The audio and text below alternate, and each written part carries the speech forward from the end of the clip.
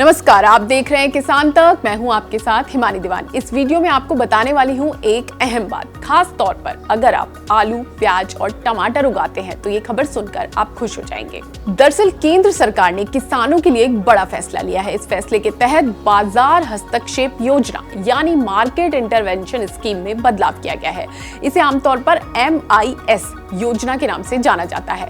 MIS प्रधानमंत्री अन्नदाता आय संरक्षण अभियान यानी PM आशा से जुड़ी एक योजना है। MIS को राज्य सरकारों के अनुरोध पर जल्दी खराब होने वाली कृषि उपज जैसे टमाटर, प्याज और आलू इत्यादि की खरीद के लिए लागू किया जाता है, जिन पर न्यूनतम समर्थन मूल्य यानी MSP लागू नहीं होता। तो जो बड़ा फैसला सरकार ने लिया है वो ये है कि इसके तहत अब टॉप फसलों TOP यानी टमाटो, अनियन और पोटैटो के उत्पादक राज्यों से उपभोक्ता राज्यों तक इनको लाने और भंडारण का खर्च सरकार उठाएगी, जिससे किसानों और उपभोक्ताओं दोनों को फायदा होगा। सरकार का दावा है कि अब किसानों को अपनी उपज कम दाम में बेचने के लिए मजबूर नहीं होना पड़ेगा। MIS उनके लिए सुरक्षा कवच का काम करेगा। अब MIS की शर्तों में संशोधन किया गया है, जिसके तहत उस कृषि उपज की पिछले सामान्य मौसम की तुलना में बाजार में दाम कम से कम 10% कम होने पर ही इस स्कीम को लागू किया जाएगा। साथ ही फसलों की उत्पादन मात्रा की खरीद सीमा को मौजूदा 20 से बढ़ाकर 25% कर दिया गया है।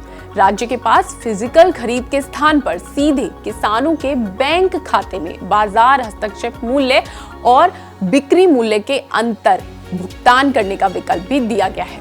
इसके अलावा जहां उत्पादन और उपभोक्ता राज्यों के बीच टॉप फसलों यानी टमाटर, प्याज और आलू की कीमत में अंतर है, वहां किसानों के हित में नाफेड और NCCF जैसी केंद्रीय नोडल एजेंसियों द्वारा उत्पादक राज्यों से अन्य उपभोक्ता राज्यों तक फसलों के परिवहन और स्टोरेज में होने वाली लागत की प्रतिपूर्ति की जाएगी। इससे किसानों और कंज्यूमर दोनों को फायदा मिलेगा और इनके दाम कम रहेंगे। केंद्रीय कृषि मंत्री शिवराज सिंह चौहान ने 26 जनवरी को अपने आवास पर जब किसानों से बातचीत की थी, तब भी उन्होंने ये संदेश दिया था कि वो किसानों की इस खर्च को, इस लागत को कम करने की कोशिश करेंगे और इसके तहत मध्य प्रदेश से दिल्ली तक 1000 मीट्रिक टन तक खरीफ टमाटर के ट्रांसपोर्टेशन प्रतिपूर्ति के लिए NCCF को मंजूरी दे दी गई है और बाकी राज्यों को भी इसी तरह का फायदा दिया जाएगा। अगर ये वीडियो आपको पसंद आया है तो इसे लाइक जरूर करें।